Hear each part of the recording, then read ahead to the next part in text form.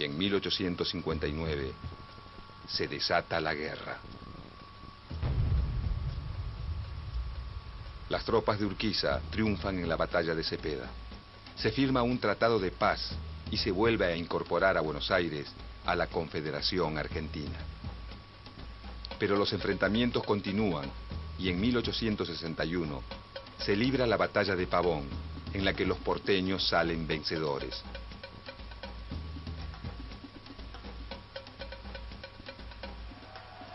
Su líder, Bartolomé Mitre, es elegido presidente. Aunque las 14 provincias se rigen por la Constitución Nacional y una autoridad central, Mitre pretende un Estado con predominio de Buenos Aires.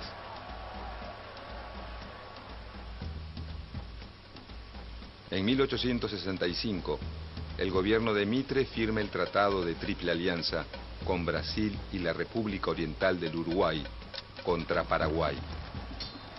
Juntos desatan una guerra larga, que en Argentina es impopular y resistida. Concluye con la destrucción socioeconómica del Paraguay, que pierde a la mayor parte de su población masculina. Brasil y Argentina se apoderan de una parte del antiguo territorio paraguayo. Durante el conflicto se forma un ejército que, por primera vez, depende fuertemente de las autoridades nacionales y no de las distintas provincias.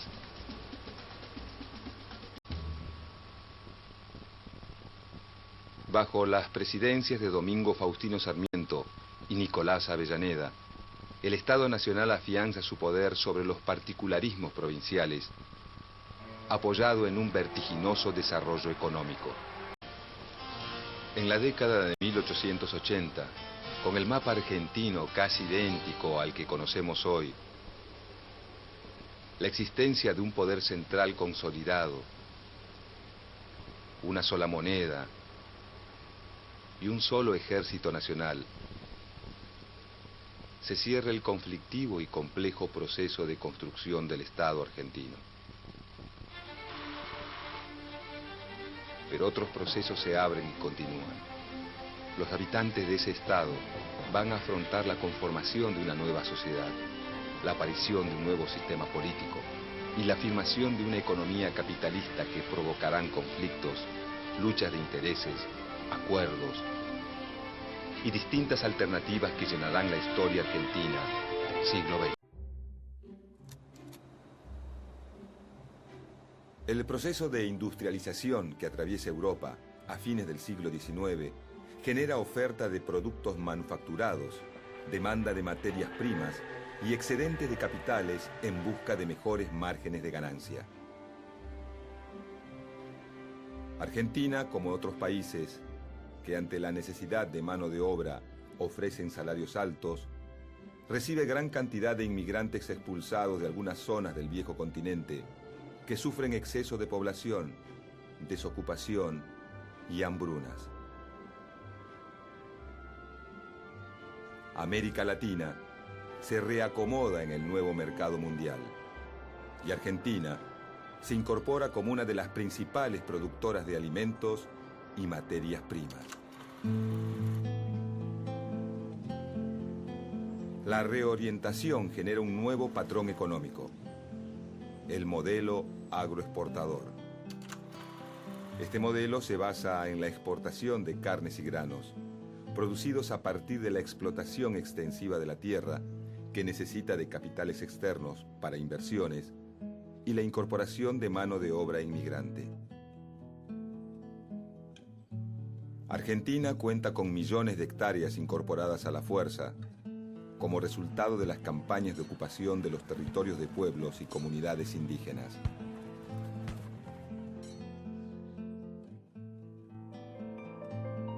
La expansión de la frontera agrícola, el desarrollo del sistema ferroviario, el alambrado de los campos y la llegada masiva de inmigrantes para solucionar la escasez de mano de obra permiten la puesta en producción de millones de hectáreas. En 16 años se pasa de 200.000 hectáreas dedicadas al trigo a 1.600.000.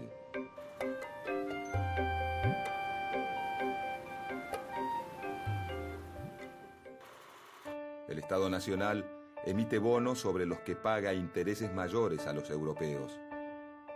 De esta manera, busca atraer capitales financieros extranjeros y utiliza esos préstamos para consolidar su aparato burocrático y militar. La gran mayoría del capital invertido es británico, dado que Gran Bretaña es la principal potencia económica mundial.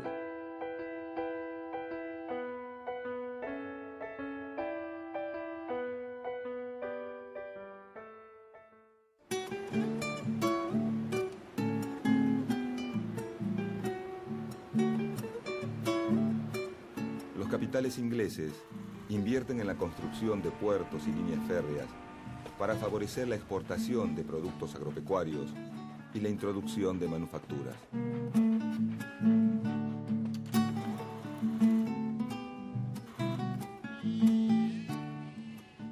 Desde la década de 1850, en Argentina, comienza a desarrollarse la producción agrícola a partir del proceso de colonización, que consiste en el loteo de tierras en parcelas de un tamaño rentable para la producción basada en la mano de obra familiar. Los gobiernos de Santa Fe y Entre Ríos y los empresarios colonizadores privados garantizan el asentamiento de extranjeros y ofrecen facilidades de crédito para pagar la tierra y capital a través de instrumentos e insumos de labranza como arados y azadas. Se conoce como generación del 80 a las élites intelectuales y dirigentes de la Argentina que llevaron adelante el proceso de modernización y organización nacional a partir de la década de 1880. Su predominio se extendió hasta 1916, año de los primeros comicios bajo la ley Sáenz-Peña. Durante este periodo, las políticas liberales en lo económico y conservadoras en lo político de los sucesivos presidentes Julio Argentino Roca, Miguel Juárez Celman, Carlos Pellegrini y Luis Sáenz Peña consolidan el modelo agroexportador con Buenos Aires como centro político y cultural de la República. Paz y administración, el lema con el que asume la presidencia el general Roca, sintetiza el ideario de esta generación, caracterizado por la fe en el progreso y por la adhesión a las ideas positivistas. Este proceso político es acompañado por un pensamiento que se expresa en la literatura, en el ensayo y en el periodismo.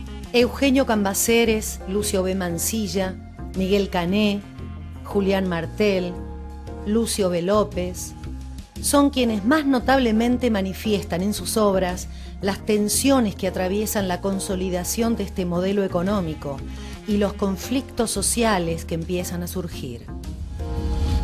Para algunos, la generación del 80 ha sido la gran generación que fundó el país, y para otros, entre los que me voy a permitir contarme, la generación del 80 no fundó nada.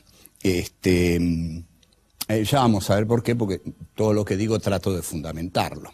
Pero ¿de dónde venimos? Venimos del Martín Fierro, de José Hernández. Ustedes habrán visto en el Martín Fierro la presencia sólida de un pensamiento nacional. Por eso es este curso que estamos dando, porque hay un pensamiento nacional. Porque cuando Fierro dice yo abriré con mi cuchillo el camino para seguir, esa frase es un gran pensamiento. Bueno, entonces, en la segunda parte del Martín Fierro, el gaucho está integrado al sistema de Buenos Aires. Pero quedan muy pocos gauchos.